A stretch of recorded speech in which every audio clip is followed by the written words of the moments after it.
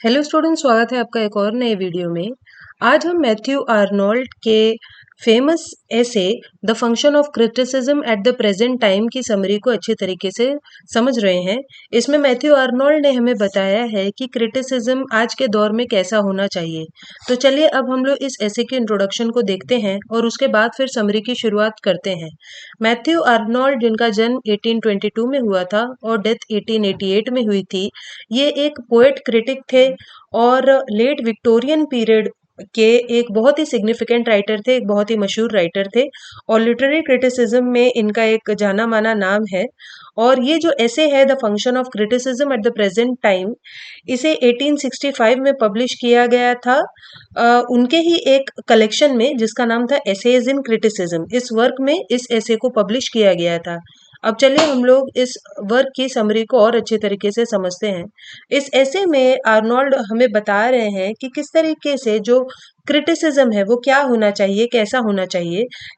जब भी हम किसी लिटरेरी वर्क को क्रिटिसाइज करते हैं, उसे समझने की कोशिश करते हैं, तो वो कैसा होना चाहिए ये वो बता रहे हैं। तो criticism should be a dissemination of ideas. तो क्रिटिसिज्म में हम क्या करेंगे, हम अपने आइडियाज को डिसेमिनेट करेंगे, बताएंगे अपने आइडियाज को कि हमारी क्या राय है उस लिटरेरी वर्क के बारे में। और हमारी जो राय होनी चाहिए वो अनप्रेजुडिस्ड होनी चाहिए, यानी उसमें किसी भी तरह का बायसनेस नहीं होना चाहिए, पार्शियलिटी नहीं होनी चाहिए उसमें, वो इम्पार्शियल होना चाहिए। तो हमारा जो एफर्ट है वो इम्पार्शियल होना चाहिए and spread the best that is known and thought of in the world. और हमारे विचार ऐसे होने चाहिए कि उन बेस्ट विचारों को हम दुनिया में फैला सकें। Arnold defines the role of a critic as the one to view an object for what it is really।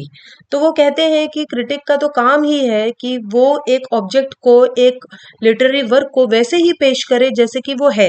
यानी एक क्रिटिक को ऑब्जेक्टिव होना चाहिए अपने अप्रोच में, to bring best ideas to the masses. Masses यानी लोगों तक हमें बेस्ट आइडियाज लेकर जाना है, ये क्रिटिक का काम है। And to create an atmosphere that fuels the literary genius of the future. और ऐसा हमें माहौल बनाना है कि आगे आने वाला जो दौर है वो एक लिटरेरी जीनियस बनकर आए, यानी बहुत ही अच्छा लिटरेचर तब डेवलप हो फ्यूचर में। He states that the role of criticism is to make itself inherently valuable. तो वो कहते हैं कि क्रिटिसिज्म तब ही हम कह सकते हैं कि इंपॉर्टेंस रखेगा जब उसमें कोई वैल्यू छुपी होगी, वो वैल्यूएबल होगा। जब लोग and to rouse men from complacency to a state of achieving perfection. मतलब जब लोग अपनी बुरी आदतों से या आलस से बाहर आएंगे और परफेक्ट बनने की कोशिश करें, तो हमारा जो लिटरेचर है, यानी कि हमारा जो क्रिटिसिज्म है, हम जो भी लिखेंगे या बोलेंगे वो वैसा होना चाहिए जिससे कि लोग परफेक्ट बन सकें, अपनी कॉम्प्लिसेंसी से बाहर आ सकें। Arnold also likens criticism to creativity. और वो कहते हैं कि क्रिटिसिज्म क्रिएटिविटी की तरह ही है, citing how the writing of criticism gives rise to creative joy। तो वो कहते हैं कि जब हम लोग क्रिटिसिज्म करते हैं किसी लिटरेरी वर्क का, तो हमें क्रिएटिव जॉय महसूस होता है, वैसे ही जैसे कि किसी बुक को पढ़कर महसूस हो, या कुछ लिख कर महसूस हो, या ड्राइंग करके महसूस हो। He argues that unlike Wordsworth opinion. तो वो कहते हैं कि वर्ड्सवर्थ कहा करते थे कि क्रिटिसिज्म बेकार की चीज है, लेकिन यहाँ पर मैथ्यू आर्नोल्ड इस बात पर आर्ग्यू करते हैं, वो इस बात को नहीं मानते हैं जो वर्ड्सवर्थ कहते थे, और कहते हैं कि क्रिटिसिज्म भी एक तरह की कला है। It must be considered as a form of art for its vital contributions to the literary world and society in general. तो वो कहते हैं कि हमें क्रिटिसिज्म के कंट्रीब्यूशन को जानना होगा और उसे कला मानना होगा। It is a form of exercising free creativity. तो क्रिटिसिज्म क्रिएटिविटी ही है, एक तरह की free creativity. He also states that criticism paves the way for creativity. और वो कहते हैं क्रिटिसिज्म के जरिए ही हम क्रिएटिव बन सकते हैं, और क्रिटिसिज्म एक तरीका है जिंदगी को अच्छे तरीके से समझने का, और क्रिटिसिज्म से हमें वैसा ही सेटिस्फैक्शन महसूस हो सकता है जैसे कि क्रिएटिव राइटिंग से होता है। अब इसके बाद फिर वो क्रिटिसिज्म का डेफिनेशन देते हैं। The function of criticism in the present time is largely made of ideas that Arnold discusses in his study of poetry. तो ये जो function of criticism in present time में वो जो कुछ भी कह रहे हैं, वो काफी हद तक वही है जो उन्होंने अपनी स्टडी ऑफ पोएट्री में डिस्कस किया है। और अगर आप स्टडी ऑफ पोएट्री का वीडियो देखना चाहते हैं तो वो आपको इसी वीडियो के डिस्क्रिप्शन में उसकी लिंक मिल जाएगी, मैं उसको ऐड कर दूंगी. He defines criticism as a disinterested endeavor to learn and propagate the best that is known and thought of in the world, and thus to establish a current of fresh and true ideas. तो वो बता रहे हैं कि criticism क्या है. तो criticism एक डिसइंटरेस्टेड एंडेवर है. डिसइंटरेस्टेड इसीलिए ताकि उसमें कोई बायसनेस ना आए, यानी कि ये नहीं कि हम बहुत ज्यादा इंटरेस्टेड होके उस पार्शियल तरीके से किसी चीज को एनालाइज कर रहे हैं, क्रिटिसाइज कर रहे हैं. तो हमें एक डिसइंटरेस्टेड एंडेवर करना है. एंडेवर यानी किसी काम को करना. तो एक डिसइंटरेस्टेड एंडेवर किसी चीज को सीखने का, किसी बेस्ट चीज को सीखने का और फिर दुनिया में उसी बेस्ट चीज को पहुंचाने का, ताकि ये जो हमारे फ्रेश और ट्रू आइडियाज हैं वो दुनिया तक पहुंच सके. तो यहाँ पर डिसइंटरेस्ट वर्ड इसीलिए आया है क्योंकि आर्नोल्ड कहते हैं कि क्रिटिक को इम्पार्शियल होना चाहिए, जैसा मैंने आपको बताया. A critic needs to be free from to prejudices. तो क्रिटिक को दो तरह के प्रेजुडिसेस से, भेदभाव से अलग रहना चाहिए. एक है हिस्टोरिकल और एक है पर्सनल. तो जस्ट बिकॉज कोई चीज हिस्ट्री से इंस्पायर्ड है या उसमें असली इवेंट्स का जिक्र हुआ है तो वो महान बन जाएगी, ऐसा हमें नहीं सोचना है. हमें अपनी अकल लगानी है. इसी तरीके से हमें अपने पर्सनल लाइक्स और डिसलाइक्स को भी दूर रखना है.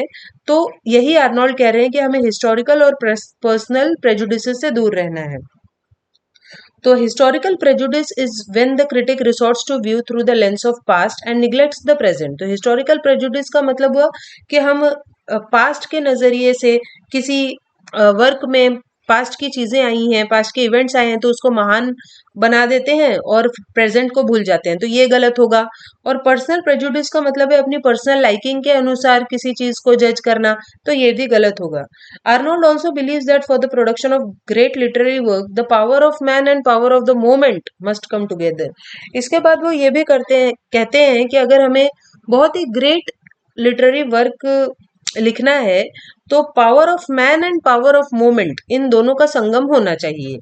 If one of them is absent the work will not become great. तो वो कहते हैं कि इन दोनों में से अगर एक भी चीज उसमें नहीं है तो एक वर्क ग्रेट नहीं होगा.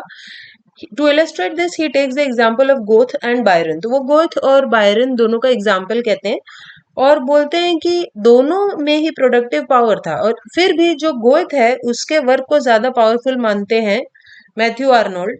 इसीलिए क्योंकि गोथ का जो कल्चरल बैकग्राउंड है वो ज्यादा रिच है, ज्यादा अच्छा है. He also mentions how Shakespeare was not a deep reader which affected his work. वो कहते हैं कि शेक्सपियर ने बहुत ज्यादा कुछ रीड नहीं किया था और इसी वजह से उसके वर्क को इफेक्ट हुआ. लेकिन उनका फेम, शेक्सपियर इतने फेमस इसीलिए हुए क्योंकि तब दौर ही ऐसा चल रहा था. It was a result of his age and a climate of great ideas. इसके बाद वो क्रिटिक के 3 फंक्शंस बताते हैं कि किसी भी क्रिटिक के क्या 3 काम होते हैं. तो वो कहते हैं कि the task of a critic is threefold. किसी भी क्रिटिक के 3 काम होते हैं. The first task is the critic's duty to learn. तो पहला तो काम ये है क्रिटिक का कि वो खुद सीखे. And for that he must see things as they really are. और उसे चीजों को वैसे ही लेना है जैसे कि वो हैं. तो ये सबसे पहले करना है क्रिटिक को कि खुद उसे चीज को समझना है. Second task is to hand on this idea to others to convert the world to make the best ideas prevail. तो दूसरा उसका काम है कि वो जो उसने समझ लिया उस समझ को, उन आइडियाज को वो दुनिया तक दे. अब जो थर्ड टास्क है, it requires the critic to create a favourable atmosphere for the creative genius of the future. अब तीसरा टास्क क्रिटिक का ये है कि वो इस तरह का माहौल बनाए, एटमॉस्फेयर बनाए ताकि फ्यूचर में भी क्रिएटिव जीनियस यानी फ्यूचर में भी अच्छे से अच्छी चीजों को लिखा जा सके. Bye promoting a current of ideas in the highest degree, animating and nourishing the creative power. तो यहाँ पर वो एक लाइन कहते हैं, उसी लाइन को यहाँ पर लिखा गया है कि किस तरीके से एक क्रिटिक को एक ऐसे आइडियाज देने हैं, current of ideas in the highest degree यानी अच्छे से अच्छे आइडियाज जिनसे आगे भी फ्यूचर में भी लोग उनको पढ़ें तो उनके अंदर क्रिएटिविटी जाग उठे. Without the prevalence of best ideas there will be cultural anarchy. तो मैथ्यू आर्नोल्ड कहते हैं कि अगर वो बेस्ट आइडियाज नहीं होंगे तो कल्चरल एनार्की होगी, यानी कल्चर ठीक तरीके से काम नहीं करेगा. Arnold also observes that to recognize the greatness of a literary work, one has to look beyond the social ideas and influences that cast shadows. तो वो कहते हैं कि अगर हम किसी लिटरेरी वर्क के ग्रेटनेस को ठीक तरीके से समझना चाहते हैं तो हमें समाज में फैले हुए जो आइडियाज हैं उस वर्क के बारे में और जो इन्फ्लुएंसेस हैं जो एक शैडो क्रिएट कर रहे हैं उस वर्क की, उन चीजों को छोड़कर उस वर्क को हमें देखना होगा। तो in the quest to be a critic Arnold believe that one must not confine himself to the literature of his own country. तो आर्नोल्ड कहते हैं कि क्रिटिक जो है जब वो किसी वर्क को समझने की कोशिश कर रहा है, क्रिटिक जब एक क्रिटिक बनने की कोशिश कर रहा है, तब उसे सिर्फ अपने देश का लिटरेचर ही नहीं पढ़ना होगा, उसे बाकी के फॉरेन लिटरेचर और आइडियाज को भी समझना होगा। इसके बाद वो बताते हैं क्रिटिसिज्म का क्या रोल है। तो प्रेजेंट टाइम में जैसे कि मैंने आपको बताया, क्रिटिसिज्म का यही रोल है कि वो उतना वैल्यूएबल बन जाए कि फ्यूचर में भी काम आ सके। Whether the value springs from bringing joy to the writer or from making sure that the best ideas reach society are irrespective. तो दो तरफे फायदे हैं वैल्यूएबल क्रिटिसिज्म के। एक तो ये कि अगर उस क्रिटिसिज्म में वैल्यू है तो जो उसे लिख रहा है राइटर उसे बहुत खुशी होगी, और दूसरा ये कि वो जो बेस्ट आइडियाज हैं वो समाज तक पहुंचेंगे। और इस तरीके से आर्नोल्ड कहीं ना कहीं एरिस्टोटल के जो व्यूज थे उन्हीं को वो बता रहे हैं कि कैसे इंसान का जो हाईएस्ट फंक्शन है वो क्रिएटिव पावर ही है। इसके बाद वो क्रिटिसिज्म को डिफेंड करते हैं, इसीलिए क्योंकि वर्ड्सवर्थ ने कहा था कि क्रिटिसिज्म बेकार की चीज है, उसका कोई फायदा नहीं है।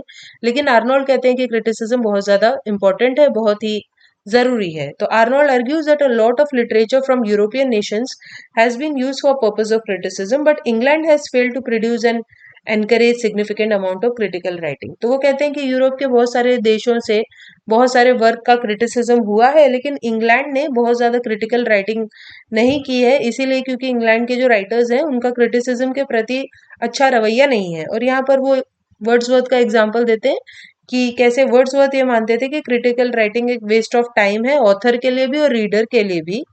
He also states that great harm can be done through critical writing, but little harm occurs through means of creative writing। तो वो ये भी कहते थे कि अगर ये क्रिटिकल राइटिंग हम करेंगे तो टाइम वेस्ट होगा और उससे कोई फायदा नहीं होने वाला। लेकिन आर्नोल्ड डिफेंड करते हैं क्रिटिसिज्म को और आर्ग्यू करते हैं कि ये एक तरह का टैलेंट है। If a man has talent in one line of writing he must not be force to create original writing under the pretext that critical writing is of no value. तो Arnold कहते हैं कि अगर एक व्यक्ति है जिसके अंदर ये टैलेंट है कि वो क्रिटिसिज्म बहुत अच्छे से कर सकता है, तो फिर उसे वही करना चाहिए, उसे हमें फोर्स नहीं करना चाहिए कि तुम अपना कोई ओरिजिनल राइटिंग करो। तो हम ये नहीं कह सकते कि क्रिटिकल राइटिंग की कोई वैल्यू नहीं है। तो अगर कोई व्यक्ति है जो सिर्फ क्रिटिसिज्म करता है तो हमें उसकी भी तारीफ करनी होगी और मानना होगा कि क्रिटिसिज्म के अंदर वैल्यू छुपी हुई है। सो यहीं पर ये जो ऐसे है वो खत्म हो जाता है। आई होप आपको ये समझ में आया होगा। सो चलिए हम मिलते हैं नेक्स्ट वीडियो में, तब तक के लिए बाय।